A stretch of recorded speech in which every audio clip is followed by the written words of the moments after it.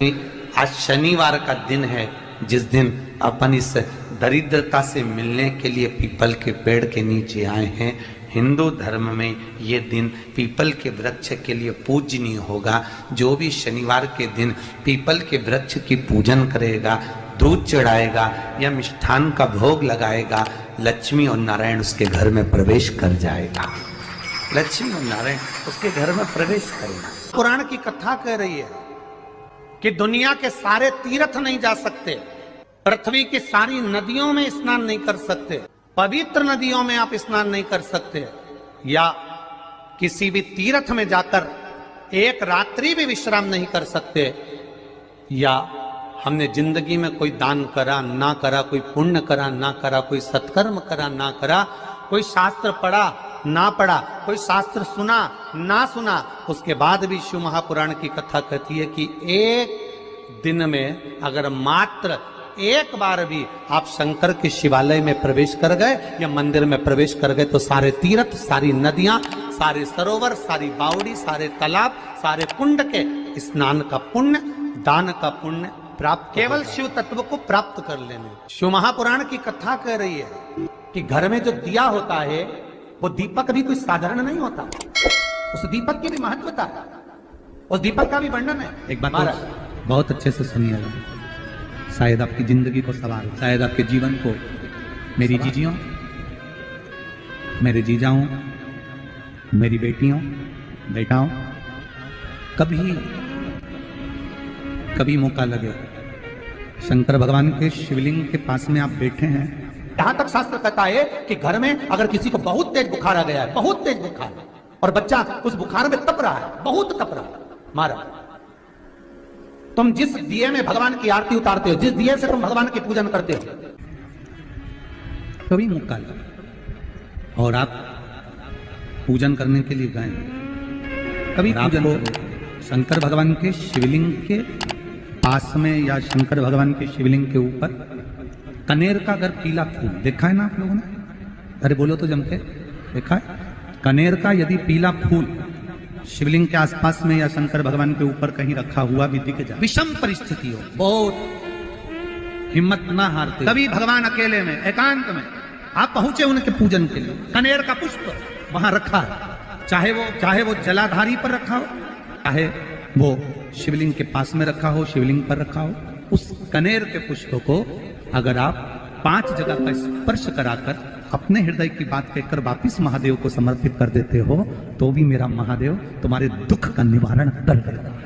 अब वो 5 स्थान, पहला गणेश जी का जो स्थान होता है वह जगह, दूसरा षडानंद कार्तिक, तीसरा अशोक सुंदरी वाला स्थान, चौथा जलाधारी जो ऊपर से बूंद बूंद जल नीचे गिरा रही है, जया, विषहरा, शामली बारी, दौतली, देव, शंकर जी की 5 बेटियों का, और 5वें नंबर का है शंकर भगवान के, जो कैसे वर्णन किया जाए, त्रिशूल के 3 भाग होते हैं। करें दर्शन आप लोगों ने, जैसे सामने त्रिशूल लगा है, इस त्रिशूल के ऊपर देखेंगे तो 3 भाग दिख रहे हैं, नजर आ रहे हैं सबको? त्रिशूल का जो 3 भाग होता है, उस 3 भाग का जहां ज्वाइंट होता है, जहां मिलता है, एक जगह पर देखो तीनों भाग एक जगह पर मिले हुए, 3 भाग का जहां मिलन होता है, पंचम स्थान, ये 5वां स्थान, यहां पर स्पर्श कराकर शिवलिंग पर अपनी कामना कर श्री शिवाय नमस्तुभ्यम कहकर बाबा से अपने मन की बात कहकर जो समर्पित कर देता है, हम 3 महीना भी नहीं कहेंगे, हम तो कहेंगे अगर ज्यादा दुख है 3 दिन इंतजार करना, मेरा बाबा उस दुख को मिटाए। 3 महीना बहुत दूर, पर करना है दिल से। और कई तरह के दीपक होते हैं, दीपक का भी विधान वर्णन किया गया, उस दिए का भी वर्णन किया गया। यहां तक शास्त्र कहता है कि घर में अगर किसी को बहुत तेज बुखार आ गया है, बहुत तेज बुखार, और बच्चा उस बुखार में तप रहा है, बहुत तप रहा है, तुम जिस दिए में भगवान की आरती उतारते हो, जिस दिए से तुम भगवान की पूजन करते हो, उस दिए की बत्ती को नीचे डाल दीजिए और उस दिए को पानी की बाल्टी में धो दीजिए। कौन सी बाल्टी में? जिस बाल्टी के पानी से आप बच्चे को स्नान करा सको, मारा, केवल भगवान पर से ले जाकर, पास में से ले जाकर उस बाल्टी में थोड़ी देर डाल दो और उस बाल्टी के पानी से उस बच्चे को स्नान करा दीजिए। 15 से 20 मिनट, आधा घंटा लगेगा बच्चे का। बड़ी बेचैन दिख रही हो तुम, क्या बात है? पार्वती जी कहती है देवव्रत कश्मीर प्रदेश का एक भक्त देवव्रत बेलपत्री के वृक्ष के नीचे बैठकर आपका मंत्र जाप कर रहा। मैं आपको जगाना नहीं चाहती थी, पर बेलपत्री के वृक्ष के नीचे लक्ष्मी झाड़ू लगाती है, सरस्वती वीणा बजाती है, इंद्राणी उस बेलपत्री के वृक्ष के नीचे जल का सिंचन करती है, 33 कोटि देवी देवता उस बेलपत्री के वृक्ष की जड़ में विराजमान होते हैं। इसलिए देवव्रत एक बार पंचाक्षर मंत्र बोलता है तो वो 33 करोड़ बार गिना जाता है। ऐसा बेलपत्री का वृक्ष होता है। बेलपत्री के वृक्ष के नीचे एक बार अगर भगवान का नाम लिया जाता है तो वो 33 करोड़ बार, 33 कोटि बार गिना जाता है। एक मंत्र केवल नमः शिवाय, ओम नमः शिवाय, नमः शिवाय, ओम नमः शिवाय। फिर वही वाली बात आ गई जो पहले कथा में कहा, अपने लिए अच्छा वाला घी छाट के लाना, अच्छी कंपनी का लाना, और जब यज्ञ करने बैठे, पूजन करने बैठे, हवन करने बैठे, भगवान का तुम पाठ पूजन करवाई, पूजा वाले दुकान पे बोलना कि पूजा का घी चाहिए। तो वो पूजा का सामान बेचने वाला भी तत्चतुर था, उसने पूजा का ही घी दिया। तो इन्होंने पूछा भैया ये घी कितने का? तो क्या 80 रुपए का? तो 80 रुपए का आधा किलो? तो क्या पूजा का है? भारत की भूमि पर इस मृत्यु लोक में पूरे विश्व में ऐसे कई घर हैं जिनके घर में गुजारा करने की भी आफत है। पहनने के कपड़े नहीं, किसी के यहां पर भोजन नहीं, किसी के यहां जमीन नहीं, किसी के यहां दुकान नहीं, कोई पूरी जिंदगी किराए के मकान में निकाल देता है।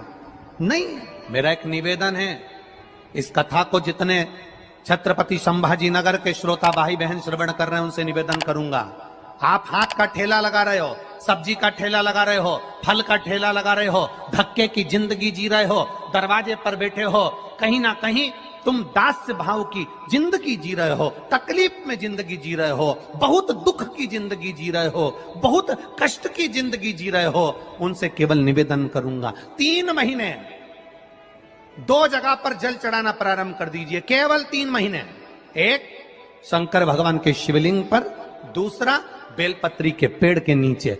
2 जगह पर जल चढ़ाना 3 महीने लगातार चालू कर दो, बाबा तुम्हारा हाथ पकड़कर तुम्हें उन्नति की सीढ़ी पर चढ़ा देगा।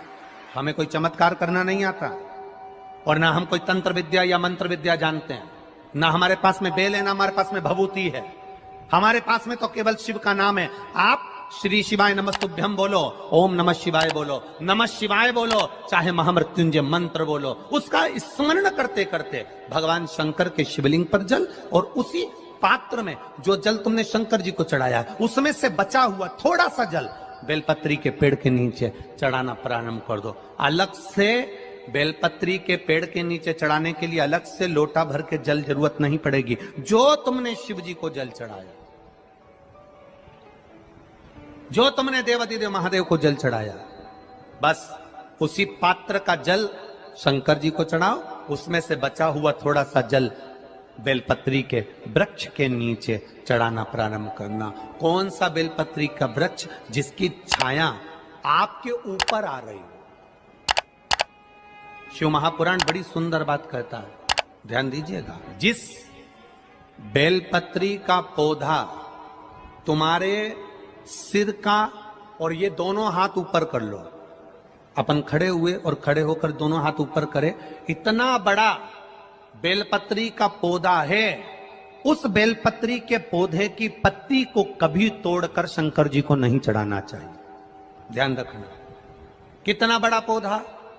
आप खड़े हो जाओ और खड़े होने के बाद आपका हाथ ऊंचा कर लेना, इतना बड़ा पौधा है, उस पौधे की पत्ती बेलपत्री को तोड़कर शंकर भगवान को कभी नहीं चढ़ाना। शंकर भगवान को उस बेलपत्री को, उस वृक्ष की पत्ती को तोड़ना चाहिए जो वृक्ष तुम्हारे हाथ से